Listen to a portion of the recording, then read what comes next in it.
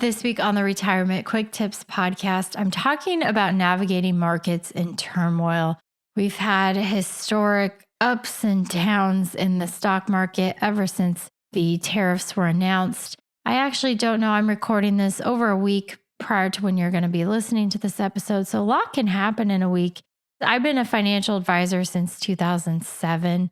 I started 1 month prior to the stock market peak before the great financial crisis took over and really shaped my view of markets and the economy and how quickly things can change. Even though it was difficult at that time, I'm very thankful that I got into the industry when I did because it was very instructive. I learned a lot, and having that be like how I cut my teeth as a little baby financial advisor was very, very helpful because I'm not a pessimistic person in how I think or how I invest, but I think I'm a realist. And I also know how things can shift very quickly. So you can't be complacent as an investor. And we always have to be disciplined. And that probably more than anything is what I learned in the financial crisis, because disciplined adherence to the right mix of stocks and bonds and risk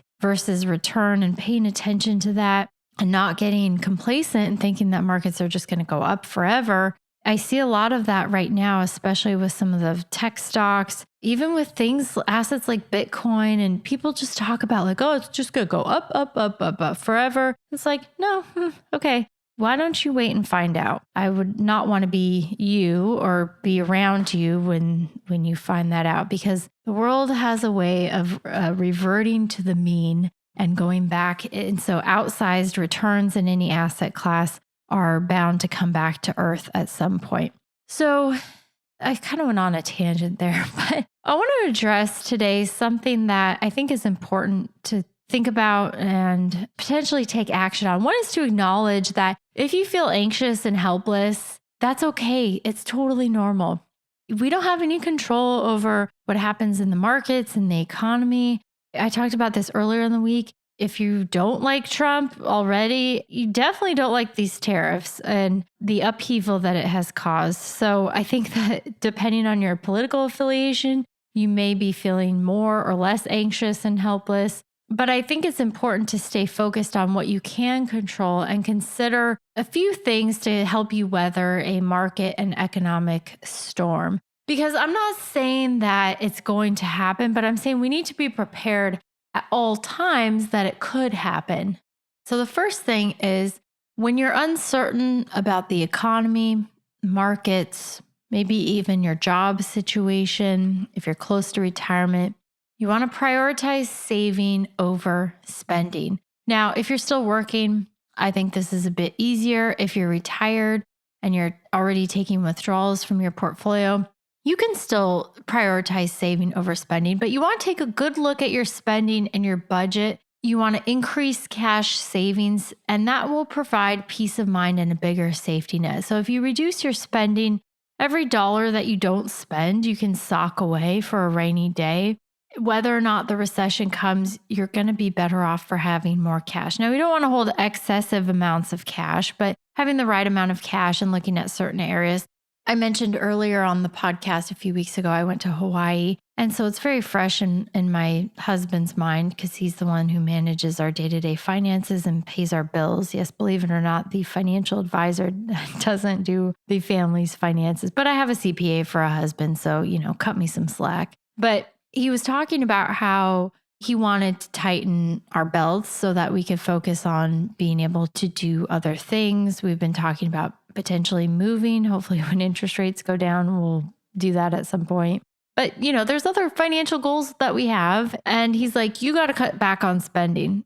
In my defense, I spend most of the household money simply because other than mortgage and paying the bills and stuff like that. But as far as discretionary spending or even spending on groceries or household goods, I'm the one who buys all of those things. So it looks like I spend a lot more, but someone's got to spend the money. We need toilet paper, and my son needs gloves for football, and I need a baptism gift for my friend whose kids are getting baptized. These life expenses come up.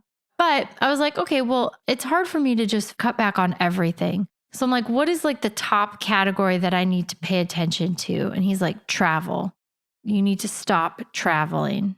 And I was like, okay, well, I don't travel that much, honestly, but I just got back from Hawaii too. So the bills are rolling in. So that's top of mind. But it's an interesting point because, like, if we didn't travel, that would save a few $1,000s every year. And so it's like, it's no big deal. If we're in for 12 to 18 months of an economic downturn, and I'm not saying we are, but if we are, what's the big deal? If you don't get to take a trip, if you have to delay it, if that means you can save more money and not spend as much, whether you're still working or you're retired, it's not the end of the world to not travel for 12 or 18 months. I mean, we all did it anyways during COVID when we really couldn't go anywhere. So whatever that expenses for you, whether it's travel or something else, prioritize saving over spending so you have some increased cash savings that can then provide some peace of mind and a bigger safety net if things do go sideways. Okay, sort of related to this is avoiding large discretionary expenditures. So if you're planning to take a big trip this year, maybe you're planning to remodel your kitchen or your bathroom, maybe you're even looking to buy a second home or like a really large expenditure, consider hitting pause for a while. I'm not saying don't do it. I'm just saying hitting pause in this peak uncertain environment, I think, is a wiser and more prudent choice because you don't want to drain your cash or take a large withdrawal on top of losses. If your portfolio ends up having losses this year, and then on top of that, you took a large withdrawal from your cash or your investments, that's going to prolong your portfolio's recovery. So I would put some austerity on yourself in terms of spending and avoiding some of those large discretionary expenditures. Obviously, we cannot avoid certain expenses. If your car breaks down, it's like, I get it. You got to fix certain things. But I'm talking about the things you can control, the things you don't have to do, the discretionary things. All right. The third one, you're going to hate me for this, but it is creating a backup plan. Are you planning to retire this year? I talked to a client today. She retired 10 days ago. She's going to be just fine. I'm not worried about her. But I'm like, I know some of you were planning to retire this year, maybe in the next few months.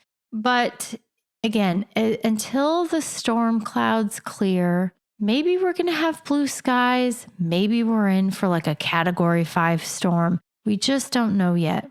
So if you have big plans to retire this year, similar to the discretionary expenditures, the large ones, I would again hit pause on that. Can you put those plans on hold? I know not everybody can choose when they retire. Maybe you have a health problem. That's not what I'm talking about. I'm talking about if you have the ability to, I would reconsider retiring this year until we know more and until this uncertainty is a bit more clear. Even just working part-time, because working longer in a stock market downturn has a surprisingly big impact on your portfolio's longevity.